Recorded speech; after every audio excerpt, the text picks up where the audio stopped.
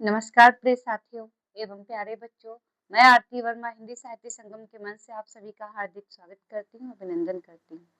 जैसा कि हम यूपी टेट के पाठ्यक्रम अनुसार हिंदी व्याकरण का अध्ययन कर रहे थे, जिसमें हमारी पहली कक्षा वर्णमाला से चल रही थी। पिछली दो कक्षाओं में हमने स्वरों का वर्गीकरण और हिंदी वर्णमाला के बारे में पढ़ा है। आज हम व्यंजनों का वर्गीकरण पढ़ते हैं। जैसा कि हम पहले भी व्यंजनों का वर्गीकरण कर देख चुके हैं कि व्यंजन कितने प्रकार के होते हैं। तो व्यंजन कितने प्रकार के होते हैं? स्पर्श व्यंजन। स्पर्श व्यंजन कितने होते हैं? 25 होते हैं। और ऊष्म व्यंजन, अंतःस्था व्यंजन आदि। आज हम उच्चारण स्थान के आधार पर व्यंजनों का वर्गीकरण देखेंगे।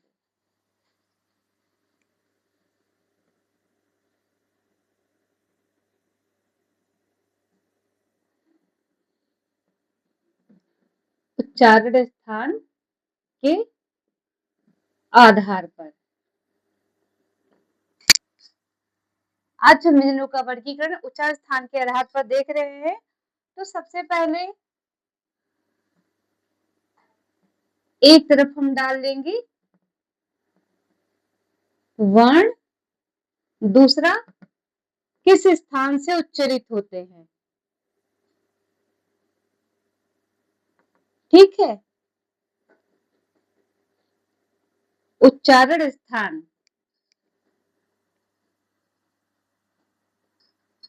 तो सबसे पहले लाइन आपकी कौन सी आती है? कावर की। का, खा, गा, घा, अंग। इनका उच्चारण स्थान क्या है आपका? कंठ।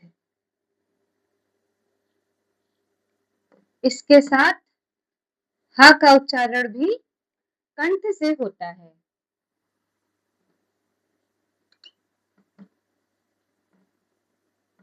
फिर दूसरा आता है चा वर्ग।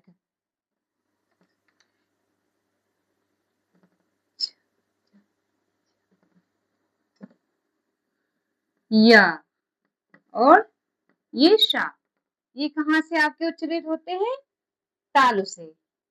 ठीक, इन वर्णों को कहा क्या जाता है? कावर को कंठ वर्ण, और इनको क्या कहा जाता है?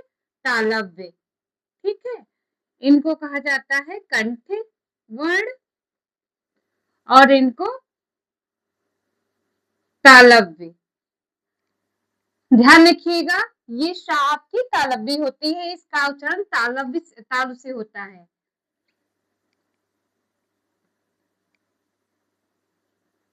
फिर तीसरी लाइन आपकी टावर की। टा, था, दा, धा, अड़ा और ये वाला भी। ठीक है, ड़ा और ढ़ा, इसके साथ ये आपका। इनका उच्चारण स्थान क्या है? मूर्धा है। इनका उच्चारण स्थान क्या है? मूर्धा है। और ये क्या कहलाते हैं? आपके मूर्धन्य कहलाते हैं। ये आपके मूर्धन्य वर्ण कहलाते हैं।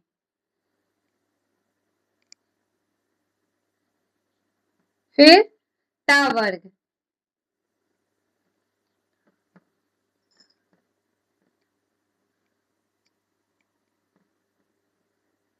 और सा। ठीक, इनका उच्चारण कहां से होता है? दंत से। ठीक है, इसलिए ये क्या कहलाते हैं? दंत्य वर्ण कहलाते हैं।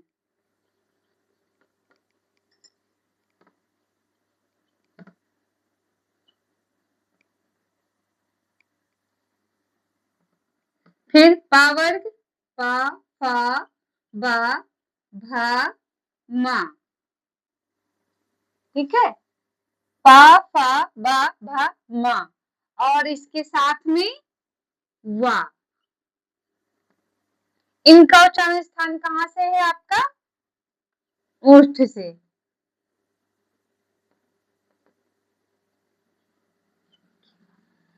उपधमानी ओष्ठ है, जरा इनको नोट करो फिर देखते हैं।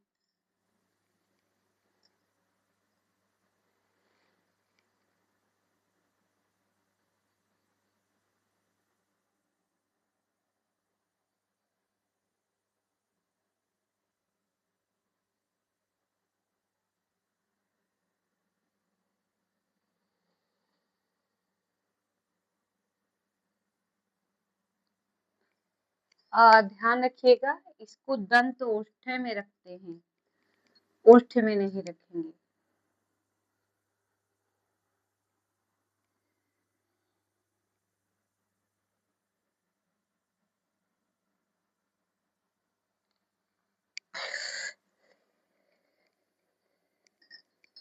चलिए हो गया। कुछ वर्ण बचे हैं जैसे वा, ठीक, तो वा का उच्चारण कहाँ से होता है? वा दंत ओष्ठ से। 6 रह गया, 6।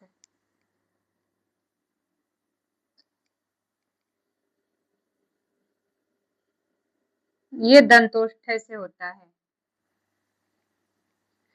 और आपका हा उच्चरित तो कंठ से होता है, लेकिन इसको स्वर यंत्री भी कहते हैं।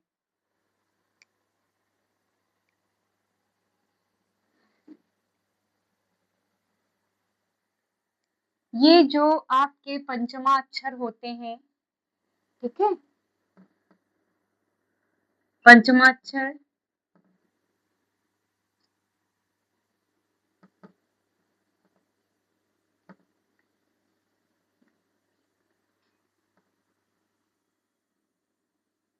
पांचों वर्ग के जो पंचमा अक्षर होते हैं, इनका नाक से उच्चारण होता है, इसलिए इनको नासिक के भी कहते हैं।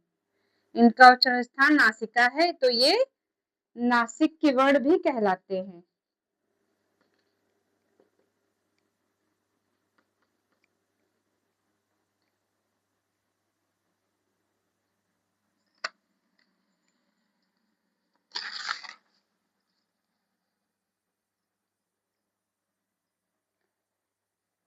अब हम इनका उच्चारण जो है प्रयत्न के आधार पर देखेंगे। क्या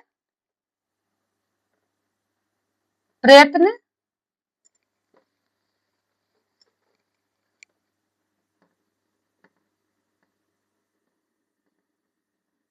प्रयत्न के आधार पर।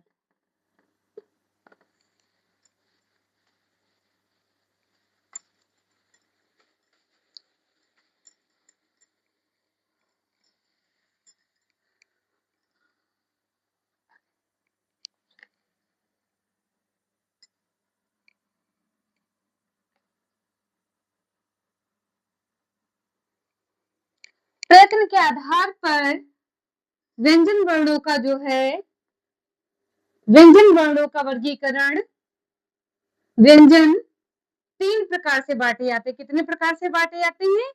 3 प्रकार से बांटे जाते हैं, ठीक है।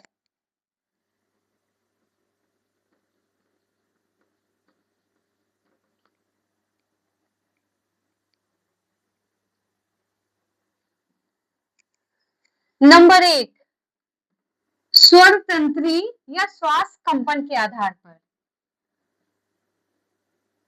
ठीक है।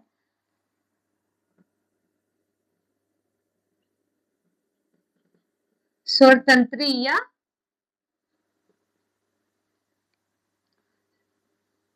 श्वास के कंपन के आधार पर।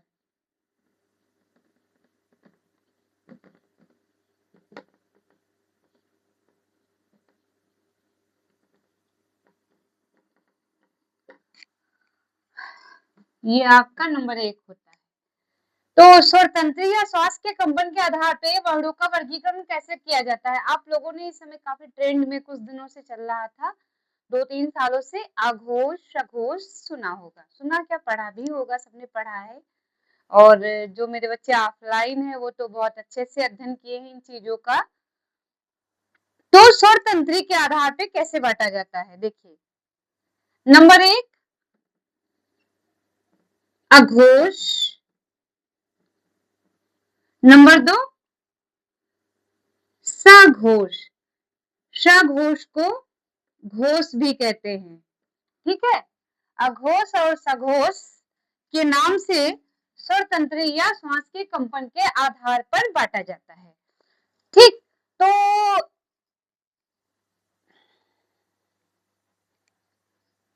अघोष को किसको कहते हैं और सघोष किसको कहते हैं? सघोष का मतलब वे शब्द जो घोष के साथ हो अर्थात जिनके उच्चारण में हमारे स्वर तंत्री में कंपन होता है वे स्वर सघोष कहलाते हैं और वो व्यंजन सघोष कहलाते हैं और जिन व्यंजनों के उच्चारण में ठीक जिन व्यंजनों के उच्चारण में घोष नहीं होता अर्थात हमारे स्वर तंत्र में ज्यादा कंपन नहीं होता है वे अघोष कहलाते हैं। ठीक है, तो अघोष की परिभाषा हम लिख लेंगे जिन व्यंजनों के उच्चारण में जिन व्यंजनों के या व्यंजन वर्णों के उच्चारण में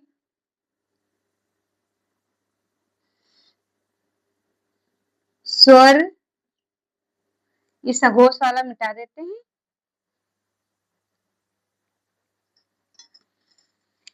ताकि परिभाषा पूरी आ जाए। स्वर तंत्रियों में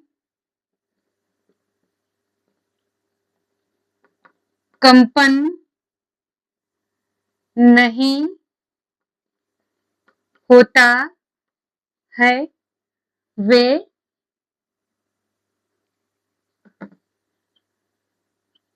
अघोष व्यंजन होते हैं। ठीक है, वे अघोष व्यंजन होते हैं, लेकिन अघोष व्यंजन होते कौन से हैं? ये होते कौन से हैं? प्रत्येक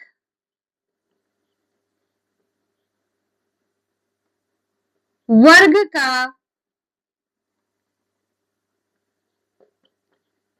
पहला और दूसरा व्यंजन, पहला और दूसरा व्यंजन, जैसे का वर्ग का खा, ठीक, चा वर्ग का चा छा, फिर टा वर्ग का टा था, पा फा, सॉरी ता था पा और फा, ये क्या होते हैं? पहले प्रत्येक वर्ग का पहला और दूसरा व्यंजन है वो अघोष होता है।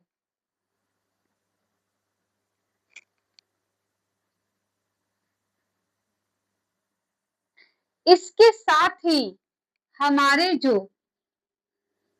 शा, शा, सा, तालव्य सा, मूर्धन्य सा, दंती सा, तीनों सा होते हैं, वे भी अघोष में आते हैं।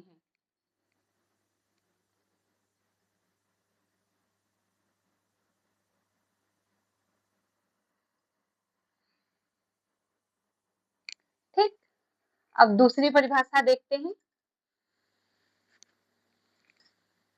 हो गई है, जल्दी जल्दी करते हैं। सघोष जिन व्यंजन वर्णों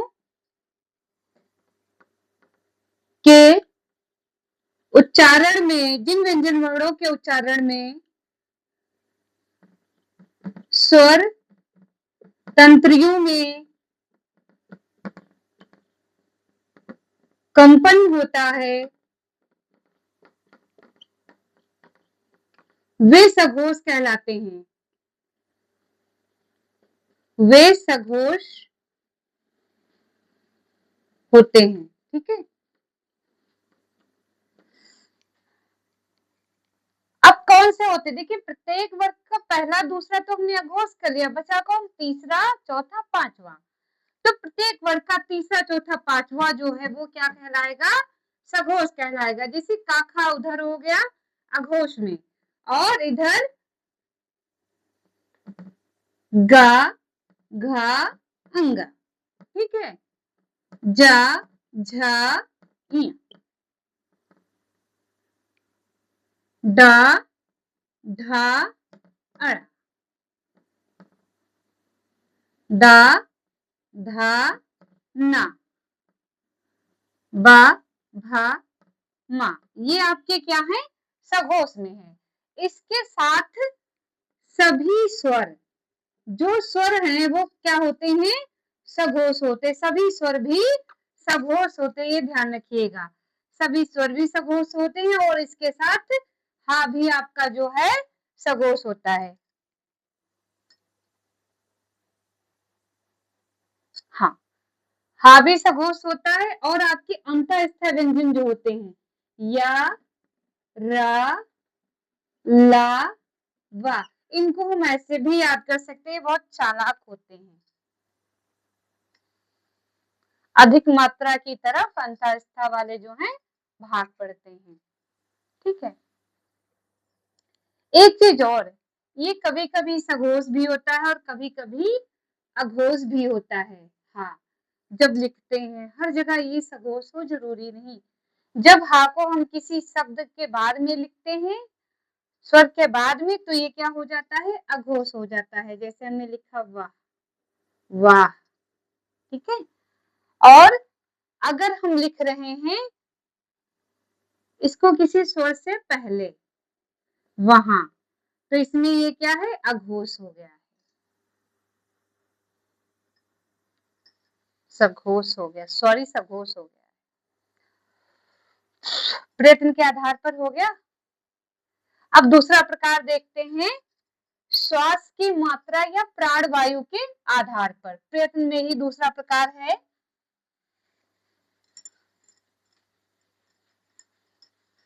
प्राणवायु के आधार पर।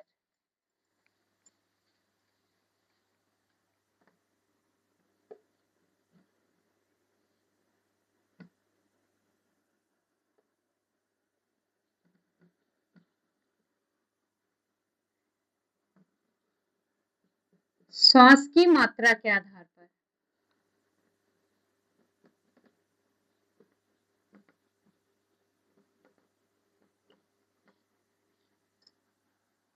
ठीक है, इसमें भी आपके व्यंजन दो भागों में बांटे गए हैं, एक अल्प प्राण, दूसरा महाप्राण। अल्प प्राण जैसे कि नाम से ही लग रहा है, जिन व्यंजन वर्णों के उच्चारण में मुख विवर से वायु अल्प मात्रा में निकलती है, प्राण वायु, उसे अल्प प्राण, और जिसमें अधिक मात्रा में निकलती है उसे महाप्राण कहते हैं।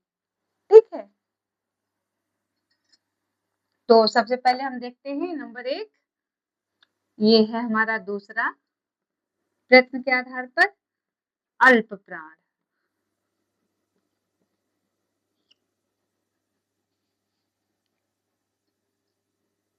इसकी परिभाषा लिखते हैं, जिन ध्वनियों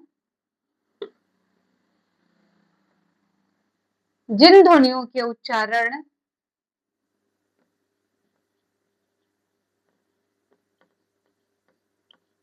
में, जिन ध्वनियों के उच्चारण में श्वास,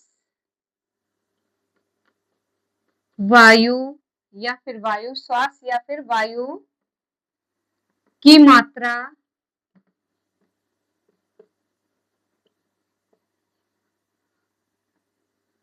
कम होती है, या इसको दूसरे ऐसे भी कह सकते हैं, जिन ध्वनियों के उच्चारण में हमारे मुख विवर से वायु अल्प मात्रा में निकलती है, उसे अल्प प्राण भी कहते हैं। उन्हें अल्प प्राण व्यंजन कहते हैं।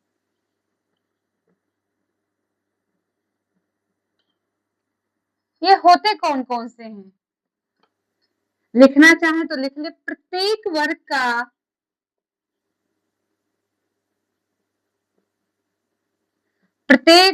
का पहला, तीसरा और पांचवा वर्ण,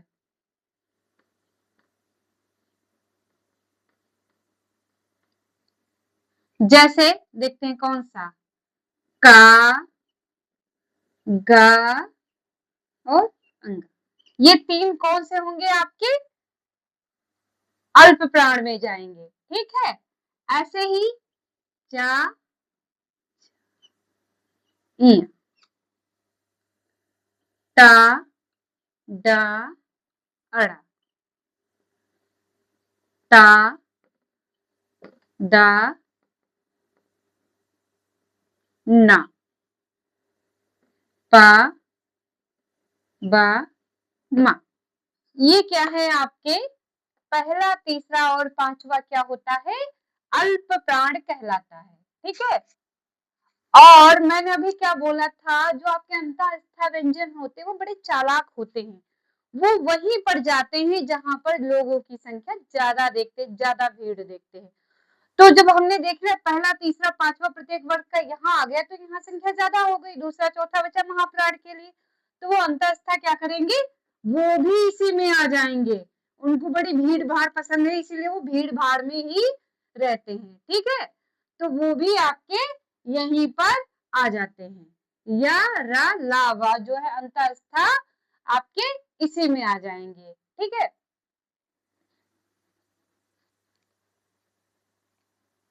इसके साथ हमारे जो स्वर होते हैं वो भी बहुत होशियार हैं, वो भी वहीं जाएंगे जहां पर संख्या ज्यादा होगी। तो सभी स्वर क्या होते हैं? अल्प प्राण होते हैं। ये एक बार क्वेश्चन टीजीटी में आ चुका, तो सभी स्वर लिख लेते हैं, लिख ही लेते हैं, नोट करके ही नीचे लिख लीजिएगा आप लोग। सभी स्वर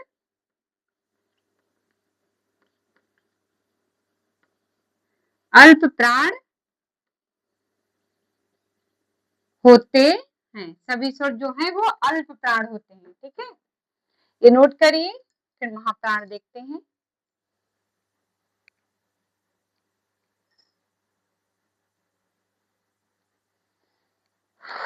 चलिए आते हैं।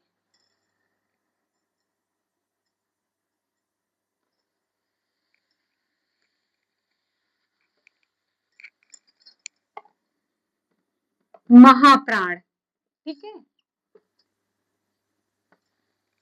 जिन व्यंजन ध्वनियों या जिन व्यंजन वर्णों के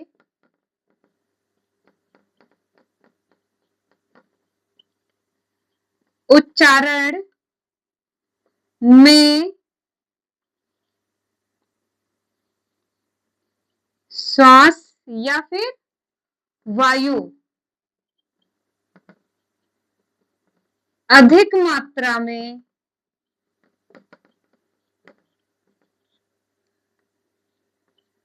मुख विवर से निकलती है,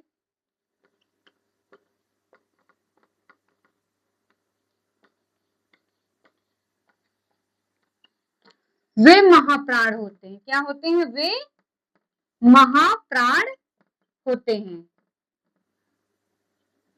महाप्राण व्यंजन होते हैं। और ये कौन होते हैं? ये प्रत्येक वर्ग का दूसरा और चौथा, ठीक है। जैसे खा, घा, ठीक है, छा, झा, ठा,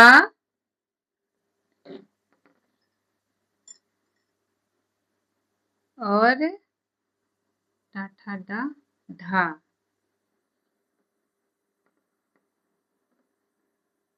डा, धा, बा, सॉरी दूसरा है, था, फा और फा। इसके साथ ही हमारे जो तीन उषा हैं, उष्ण व्यंजन कह सकते हैं, और हा, ये भी महाप्राण में आते हैं, ठीक है। ये भी आपके महाप्राण में आते हैं। चलिए अब एक ट्रिक बताएंगे, क्योंकि क्वेश्चन पूछा जाता है, सिंपल ना पूछ करके पूछा जाता है। निम्न में से वो व्यंजन बताइए जो अल्प प्राण होने के साथ साथ में अघोष हो या सघोष हो, ठीक है।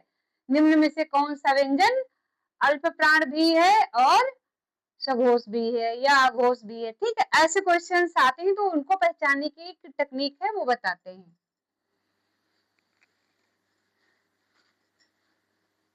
बहुत सारे बच्चे बोलेंगे मैम आप बता चुकी है, लेकिन वो ऑफलाइन क्लास में बताए हैं, फिर से ध्यान रखिए।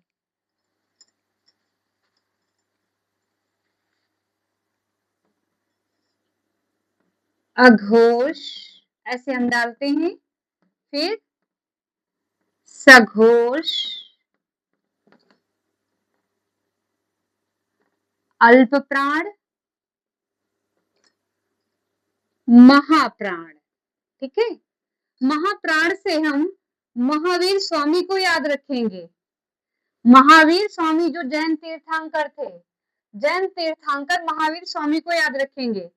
ठीक है, जैन तीर्थंकर महावीर स्वामी को। और इससे हमारा हिस्ट्री का भी एक क्वेश्चन क्लियर होगा। ये कौन से तीर्थंकर थे? 24वें। कौन से तीर्थंकर थे? 24वें। तो यहाँ पर हम क्या लिख लेते हैं? 24। 24 का मतलब क्या है? 24 का मतलब है प्रत्येक वर्ग का दूसरा और चौथा वर्ण क्या होता है? महाप्राण होता है। दूसरा और चौथा क्या होता है? महाप्राण होता है। अब इधर हमने महाप्राण देख लिया, ये तो दूसरा चौथा जब महाप्राण है तो बचा पहला, तीसरा और पांचवा, वो क्या हो जाएगा? अल्प प्राण में। पहला, तीसरा और पांचवा अल्प प्राण में जाएगा। अगर हमने महाप्राण 24 याद कर लिया तो ये हो गया। ठीक है, अब आती है बारी इसकी, तो इसको कैसे ध्यान रखें? तो जो महाप्राण होता है ठीक इसका आधा अघोष होता है, मतलब 12 दूनी 24। तो यहाँ हम 12 लिखते हैं, तो अघोष में 12। तो 12 का मतलब ये हुआ प्रत्येक वर्ग का पहला और दूसरा क्या वर्ण कहलाएगा? अघोष कहलाएगा। पहला और दूसरा वर्ण क्या कहलाएगा? अघोष कहलाएगा। जब पहला दूसरा अघोष हो गया तो बाकी बचे जो 5 3 वर्ग के, तीसरा, चौथा और पांचवा, वो कहाँ जाएंगे? आपके सघोष में जाएंगे। ठीक है, वो आपके सघोष में जाएंगे। अभी मैंने आप लोगों को क्या बताया था? अंतःस्था बड़े चालाक होते हैं, बहुत चालाक होते, जहां भीड़ होती है वो वहीं पर घुसते। तो अंतःस्था किसमें आएंगे? इसमें आएंगे। आपके यहाँ पर संख्या ज्यादा है। ठीक, और इधर किस में आ जाएंगे? इसमें आ जाएंगे, यहाँ संख्या ज्यादा है। ठीक है, ये इधर आपके आ गए। और इसमें आपके जो महाप्राण में कौन से आएंगे? तीनों आपके आ जाएंगे। ठीक, और हाँ, सभी स्वर क्या होते हैं? अल्प प्राण होते हैं। अभी मैंने बताया था सभी स्वर कहाँ आ जाएंगे? इसमें आ जाएंगे। ठीक है, सभी स्वर अल्प प्राण होते हैं, ये इधर आ जाएंगे। इस टेबल को बहुत ध्यान से देखिएगा, पढ़ा चुके हैं, लेकिन ये अगर हम बना लेते हैं तो भूलती नहीं है। इसको कहीं भी बना करके, हमने जैसा कि पहले भी बताया है, इन चीजों को ज्यादा भूलने में दिक्कत होती है तो हम बनाकर लिखकर सिराने लगा लेते हैं। और इसके बाद में सभी स्वर कहाँ आ गए? आपके अल्प प्राण में। और अभी मैंने आप लोगों को इधर अघोष और सघोष में स्वरों को कहाँ बताया था? बताइए जरा। हाँ, ठीक है।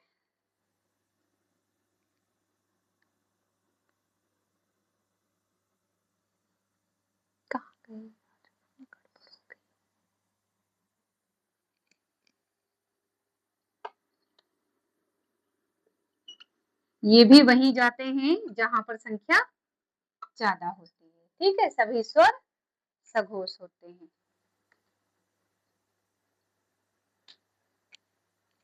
जैसे ये इधर अलग बैठे हैं, ऐसे यहाँ पर भी ये अलग बैठेंगे। ठीक है, तीनों सा। हाँ, आपका इसमें आ जाएगा। टाइम,